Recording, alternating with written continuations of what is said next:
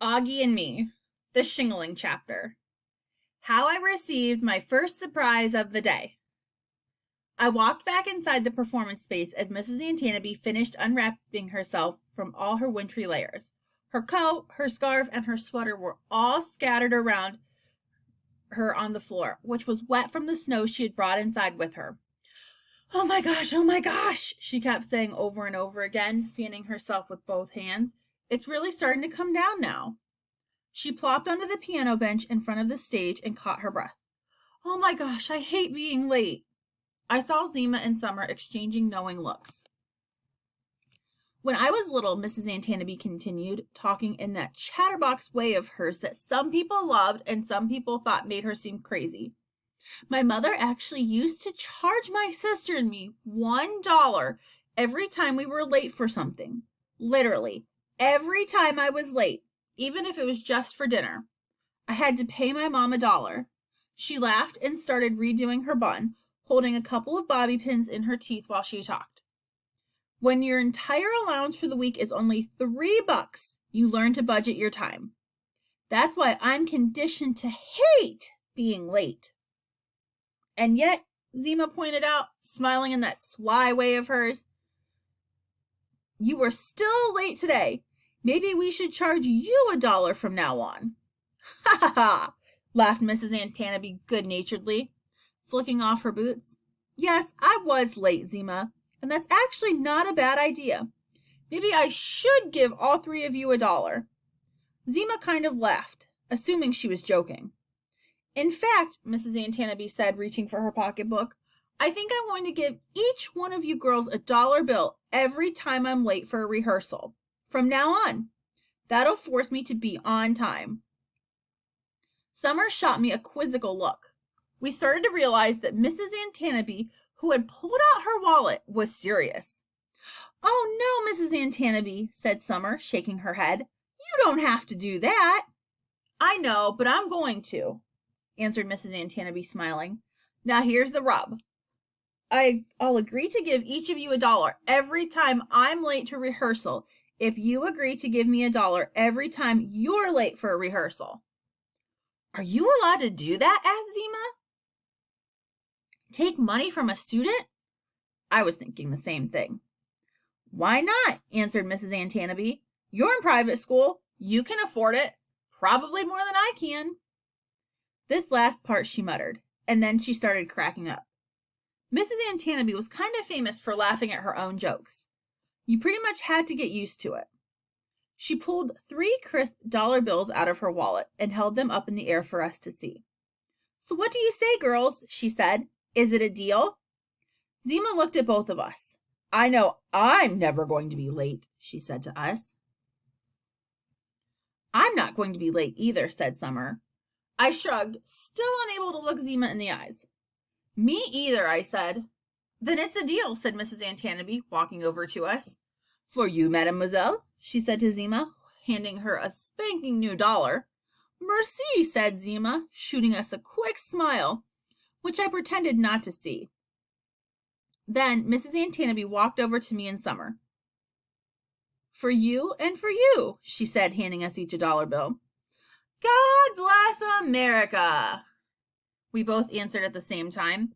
Wait, what? We looked at each other, our mouths and eyes wide open.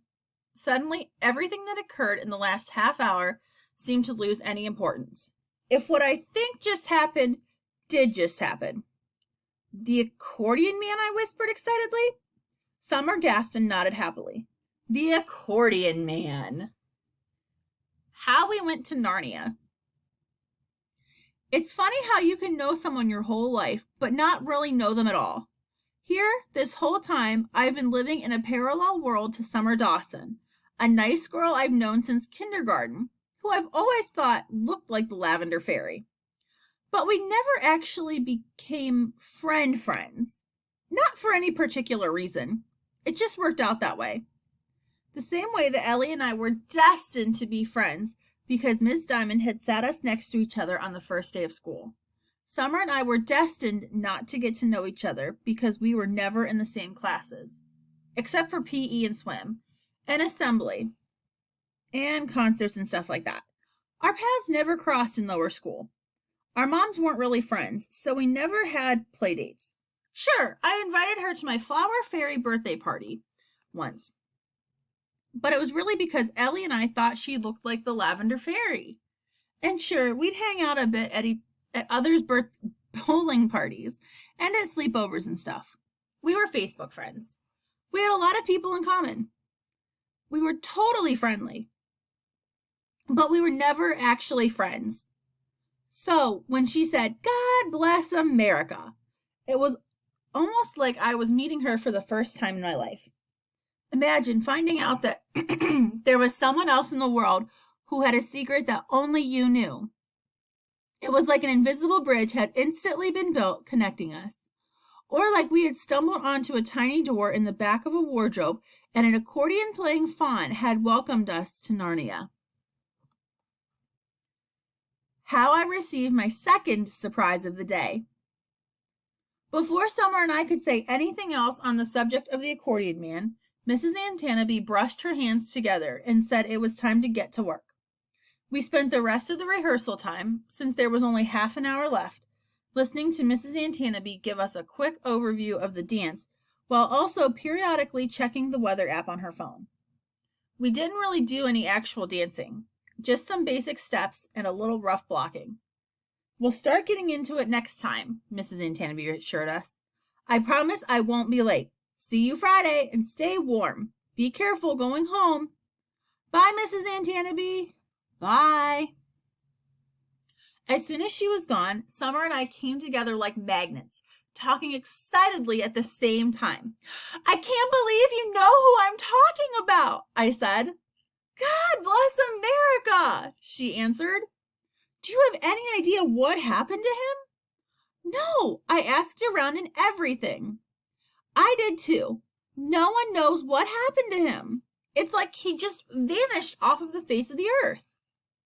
"It's like who vanished off the face of the earth?" asked Zima, looking at us curiously. I guess the way we were squealing and carrying on, it did seem like something major had just happened. I was still keeping my distance from her because of before, so I let Summer answer. "This guy who used to play the accordion on Main Street," said Summer, "in front of the A&P on Moore. He was always there with his guide dog? I'm sure you must have noticed him. Whenever you drop money into his accordion case, he'd say, 'God bless America.'" "God bless America," I chimed in at the exact same time. "Anyway," she continued, "he's been there forever. But a couple of months ago, he just wasn't there anymore. And no one knows what happened to him," I added. "It's like this mystery." "Wait, so there's this homeless person you're talking about?" asked Zima, kind of making the same ew face Savannah makes sometimes. "I don't know if Gordy's homeless, actually," Summer answered. "You know his name?" I asked, completely surprised. "Yeah," she answered matter-of-factly. "Gordy Johnson." "How do you know that?" "I don't know. My dad used to talk to him," she answered, shrugging. "He was a veteran, and my dad was a Marine, and was always like, 'That gentleman's a hero, Summer. He served his country.' And we used to bring in coffee and a bagel on the way to school sometimes. My mom gave him my dad's old parka. Wait, was it an orange goose? An orange Canada goose parka?" I said, pointing at her. "Yes," Summer answered happily. "I remember that parka," I screamed, grabbing her hands. "OMG, you guys are totally geeking out," Zima laughed. "All over this homeless guy in an orange parka." Summer and I looked at each other. "It's hard to explain," said Summer, but I could tell she felt it, too. Our connection over this, our bond. It was our version of the Big Bang. "Oh my God, Summer," I said, grabbing her arm. "Maybe we could track him down. We could find where he is and make sure he's okay. If you know his name, we should be able to do that." "You think we could?" asked Summer, her eyes doing that little dancing thing they did when she was super happy. "I would love that." Wait, said Zima, shaking her head. "Are you guys serious? You want to track down some homeless dude you barely know?" She acted like she couldn't believe what she was hearing. "Yes," we both said, looking at each other happily. who barely knows you. He'll know me, Summer said confidently, especially if I tell him I'm Sergeant Dawson's daughter. Will he know you, Charlotte? Zima asked me, her eyes narrowly doubtful. Of course not, I answered her quickly, just wanting her to stop talking. He's blind, stupid! The moment I said it, everything got quiet. Even the radiator, which had been making all these loud banging noises in the performance space until then, suddenly fell silent, as if the performance space wanted to hear my words echo in the air. He's blind, stupid! He's blind, stupid!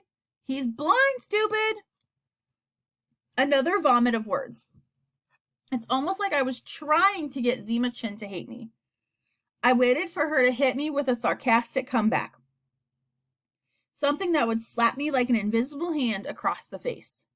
But instead, to my utter and complete amazement, she started to laugh. Summer started to laugh too. He's blind, stupid, she said, imitating the way I'd said it exactly. He's blind, stupid, Zima repeated. They both started cracking up. I think the horrified look on my face made it even funnier for them. Every time they looked at me, they laughed harder. I'm so sorry I said that, Zima, I whispered quickly. Zima shook her head, wiping her eyes with the palm of her hand.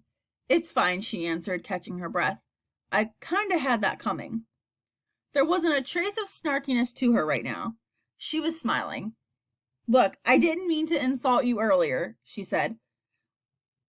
What I said about Auggie, I know you were not only nice to him in front of teachers. I'm sorry I said that. I couldn't believe she was apologizing.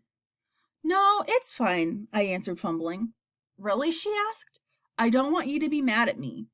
I'm not. I can be a total jerk sometimes, she said regretfully. But I really want us to be friends. Okay. Aw, Summer said, stretching her arms out to us. Come on, guys, group hug. She wrapped her fairy wings around us, and for a few seconds, we came together for an awkward embrace that lasted a second too long and ended in more giggles. This time, I was laughing too. That turned out to be the biggest surprise of the day. Not finding out that people have noticed me. Not finding out that Summer knew Accordion Man's name.